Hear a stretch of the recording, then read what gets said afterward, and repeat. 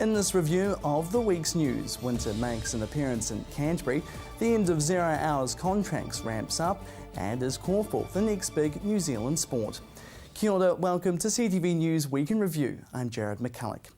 Much of Canterbury awoke to wintry weather this week as unseasonal temperatures plummeted to freezing, and some of the snow managed to reach Victoria Park with a thick dusting of the white stuff across the hills. So, of course, snow fights and urban skiing were soon to follow. Here's Marcus Gibbs. Carnage in Victoria Park as families come out to play in the first snow of the season. We've lived on the hill for 6 years and they love it when the snow comes, don't we? Snow doesn't normally arrive this early, but it's perfect timing in the middle of the school holidays. Pleasantly surprised.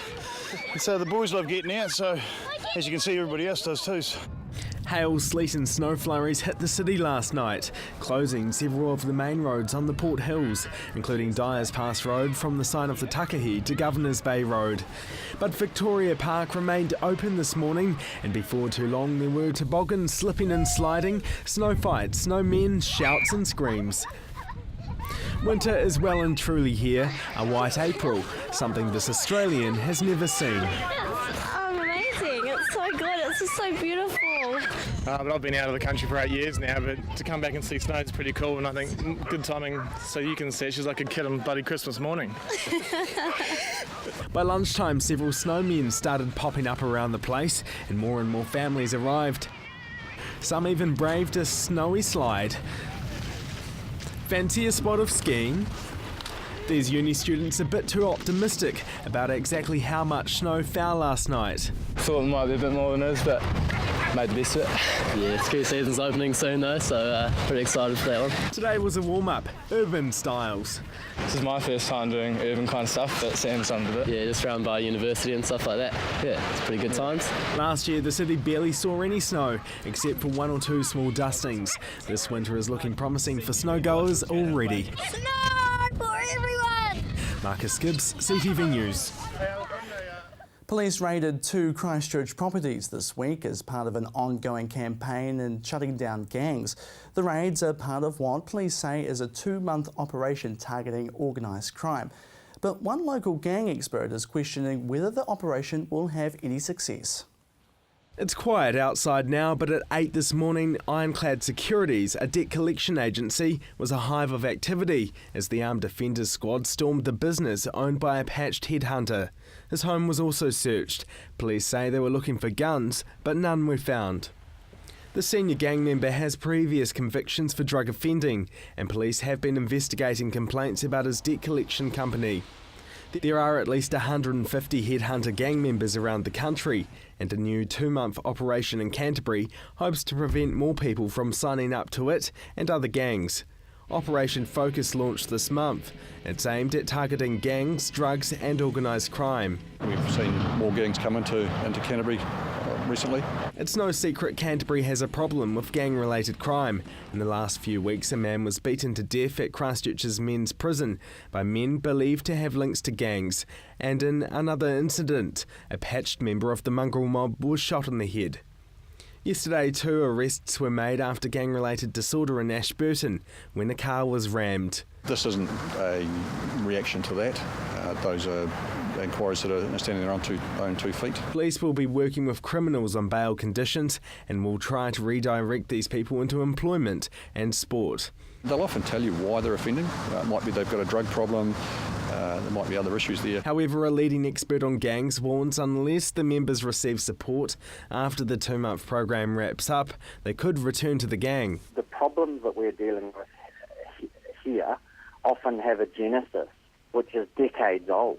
Intergenerational issues we're dealing with. We're not going to solve those overnight. They require very, very long-term thinking and planning.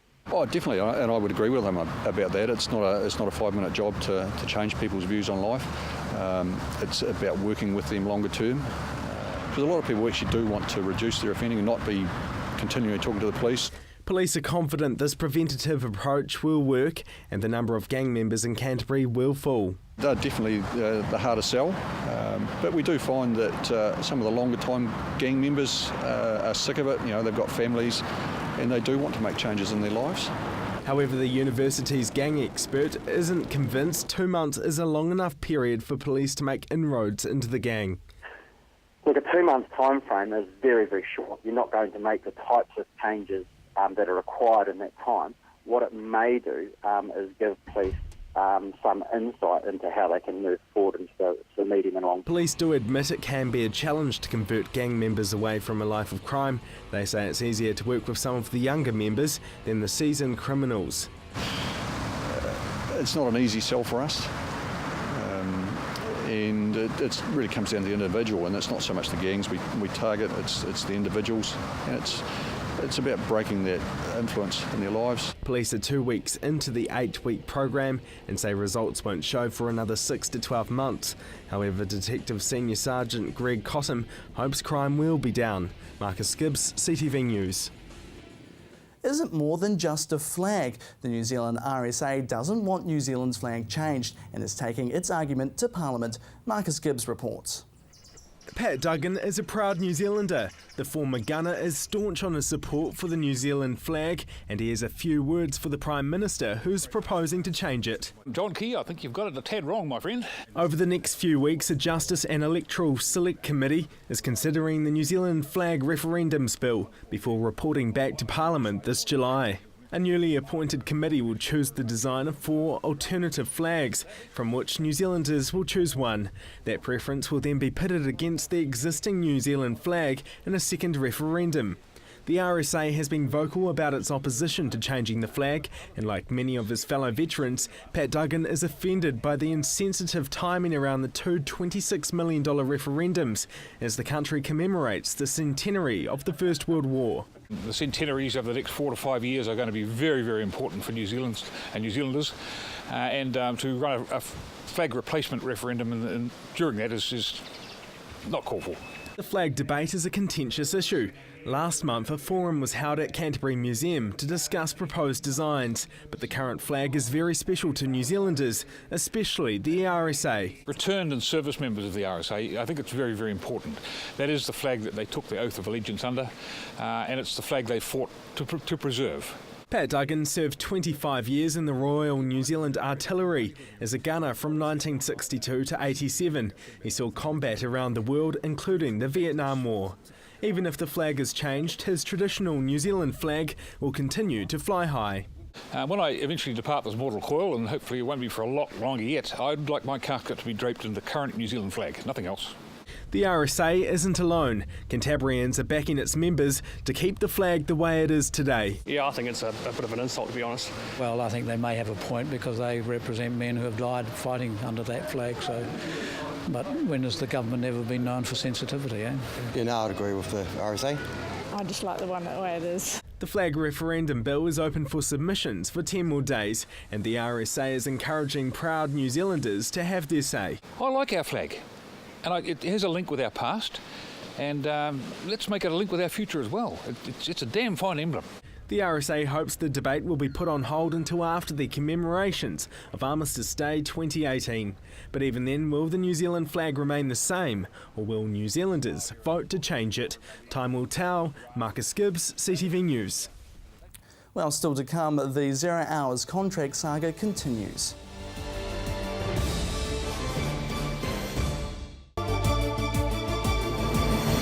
When you need to know what's happening in your region of Canterbury, join me, Chris Lynch, for CTV News First at 5, weeknights from 5, right here on your local channel, CTV.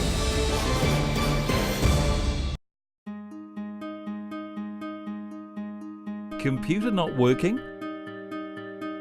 Replace or repair? DIY or get a technician? Looking for parts? Thinking of upgrading? Need accessories? You've got questions, we've got answers. Global PC.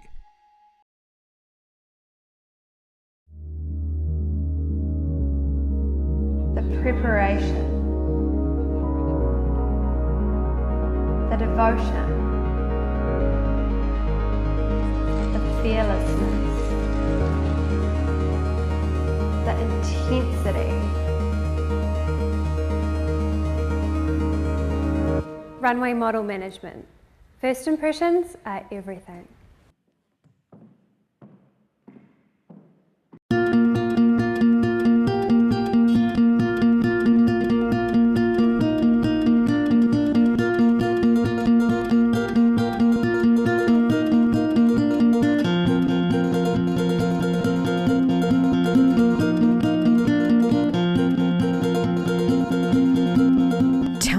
Made to measure interiors, made with care, made for you.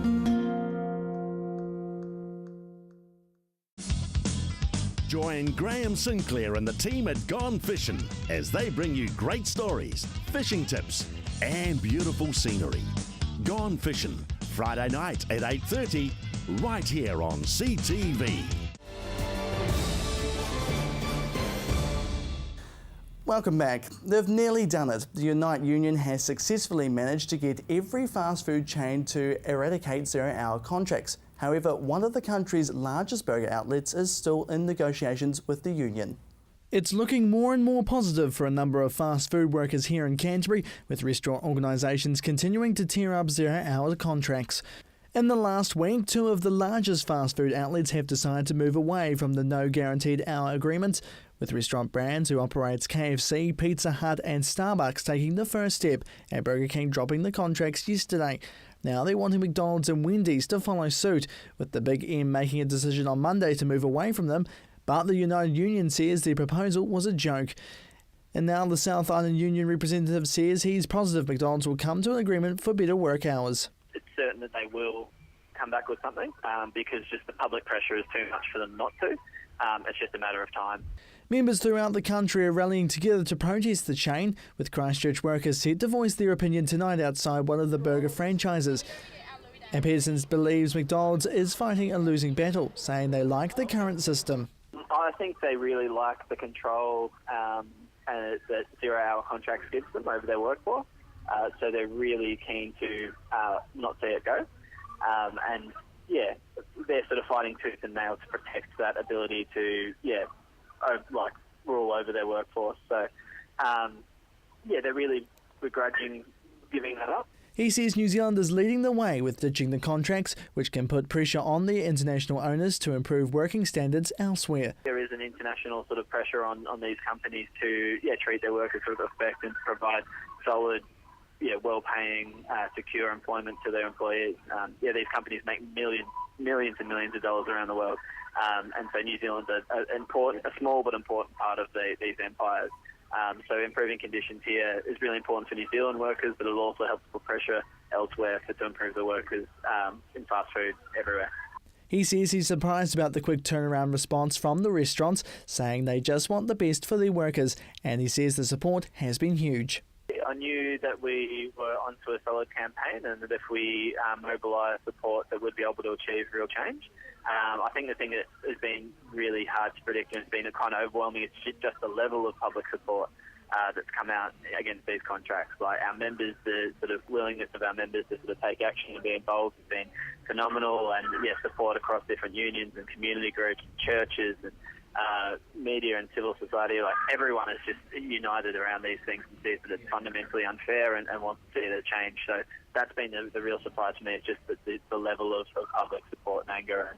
The union hopes McDonald's can improve their zero-hour contracts proposal and says if they don't, they plan to continue to get the chain to change their mind. If McDonald's refuses to budge and refuses to change, then that will just mean that we'll have more members getting involved in actions and activities, and we'll be taking more strike action and calling on our supporters to be more involved and putting more pressure on the company. In a statement, McDonald's says, whether it's scheduled or work hours, we have committed to move away from zero-hour contracts, and we're committed to bargaining and working through the detail with Unite Union. They implied also that the Unite Union have walked away from the bargaining table. A protest is set to happen at the Linwood McDonald's tonight in under an hour's time. Jared McCulloch, CTV News. Art has so far been a casualty in the post-quake budgets, and one gallery is still short on funds. It needs around $100,000 before it can reopen. Tanya Green reports. Another day, another rebuild roadblock. This local art gallery on Gloucester Street, the Centre of Contemporary Art, also known as COCA, has been closed since 2011 after being badly damaged in the earthquakes. It was built back in 1968, a modern structure in its time, but when the February 2011 quake hit, they thought they got off easy, but more damage surfaced. It wasn't until we had detailed engineering assessments that it became quite clear that structurally the building did need quite a lot of upgrading, would need a lot of work. COCA was insured, receiving a payout of nearly $3 million with the help from Christchurch City Council and private contributors who have all pitched in to help for the repairs. But it's slowly being rebuilt back to life, but not without a final battle to finish it off. They're still $100,000 short. We have got money in reserve, and if required we will dip into that and then fundraise retrospectively to recoup those funds. But we're committed to opening in spring this year, and we'll make that happen. They took the rebuild as an opportunity to use modern ideas like lining the walls with ply to make artworks easier for hanging. However, with the extra expense, the gallery is looking into ways they can cover the shortfall, even if that means selling off some old art, once hired out to businesses around Christchurch.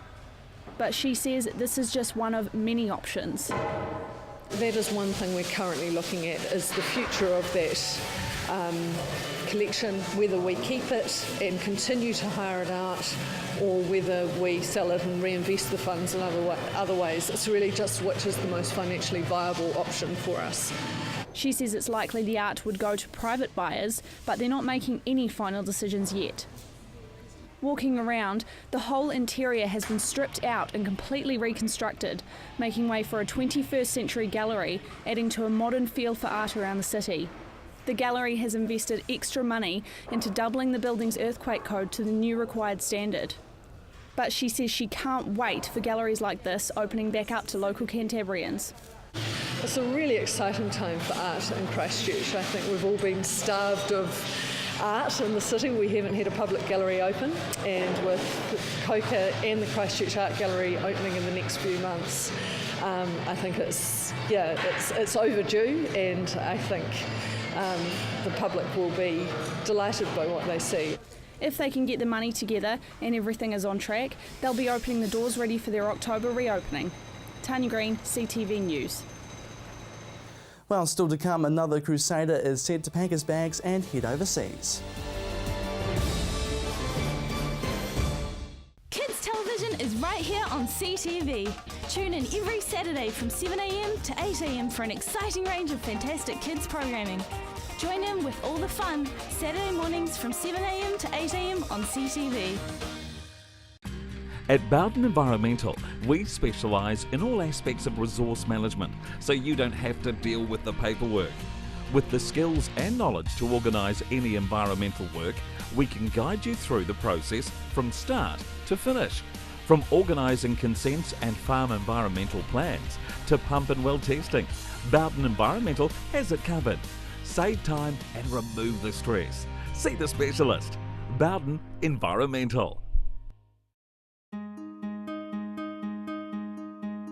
Computer not working? Replace or repair. DIY or get a technician. Looking for parts? Thinking of upgrading? Need accessories?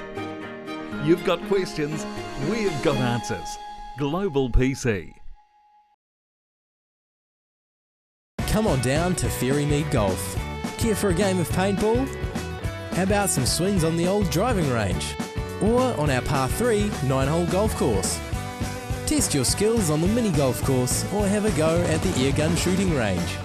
Then relax at the Wow Cafe with one of our super succulent Wow Burgers. Whether you want to perfect your swing or are looking for a fun family day out, come down to Ferrymead Golf, 50 Ferrymead Park Drive, right next to the Ferrymead Heritage Park. Arts 21 showcases the vast creative talent and minds that are making a name for themselves in Europe and beyond. Think outside the square with Arts 21.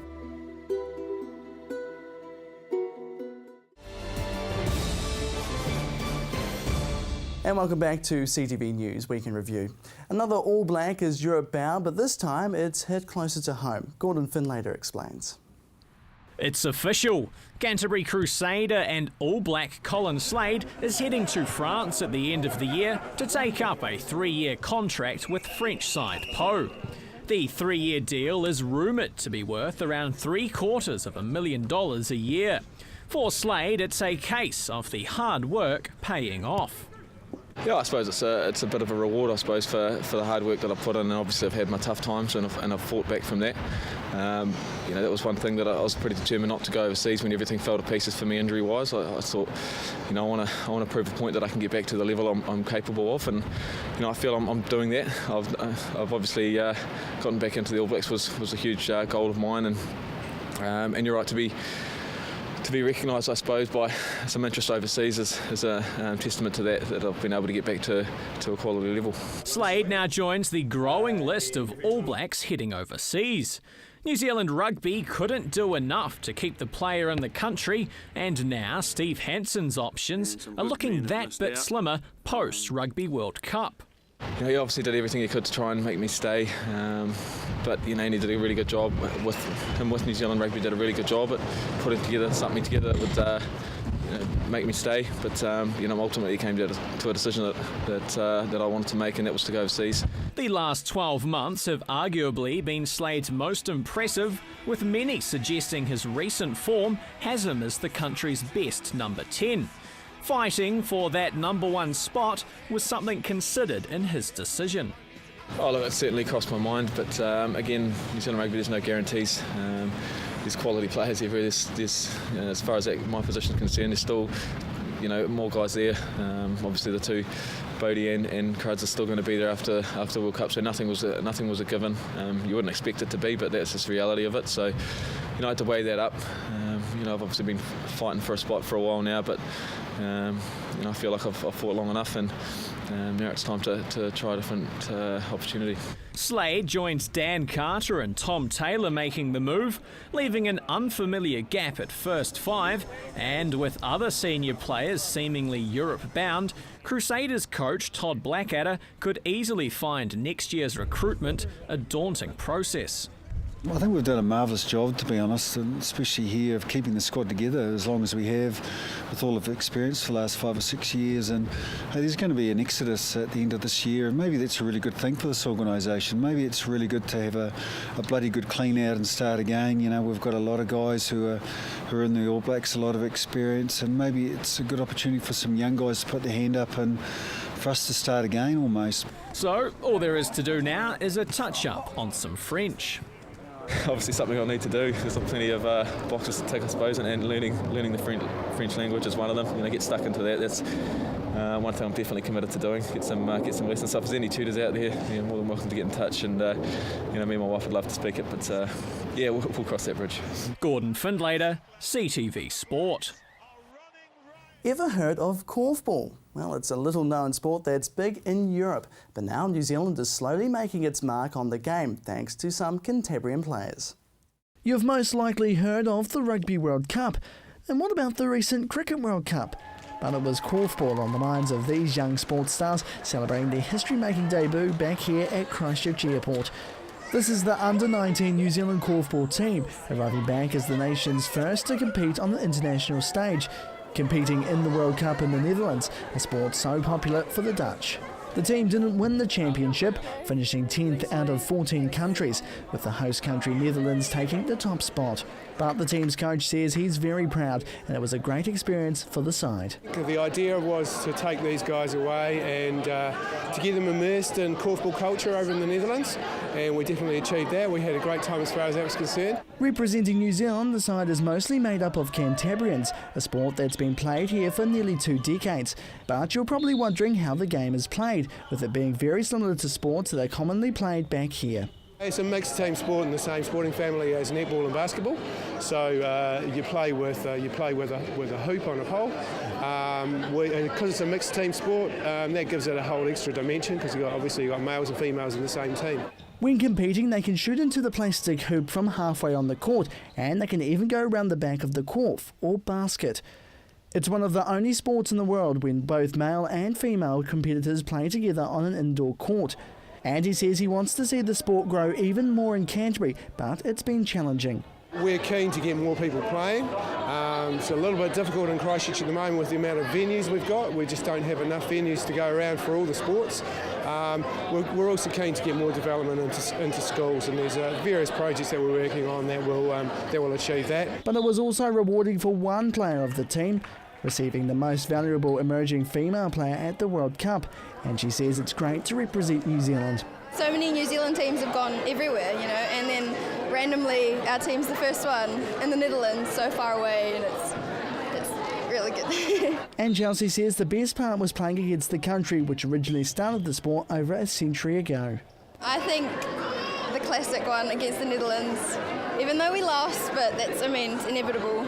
Rob says it's now a step forward for the sport, with the team being recognised overseas. Stating our case internationally and showing what we could do, showing the potential that we've got in this group, which is, we did that, so we achieved that with the placing that we got, with the feedback that we got from the other teams and the organisers. But for now, Chelsea and the team will be wanting to get home and rest, planning for their next adventure and hopefully heading back again soon.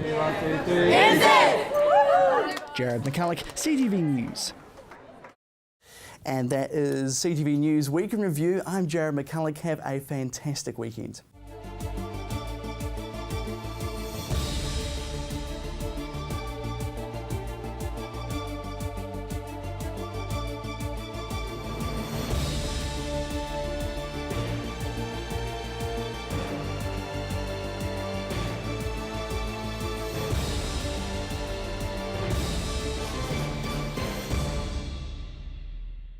Supporting local content so you can see more of New Zealand on air.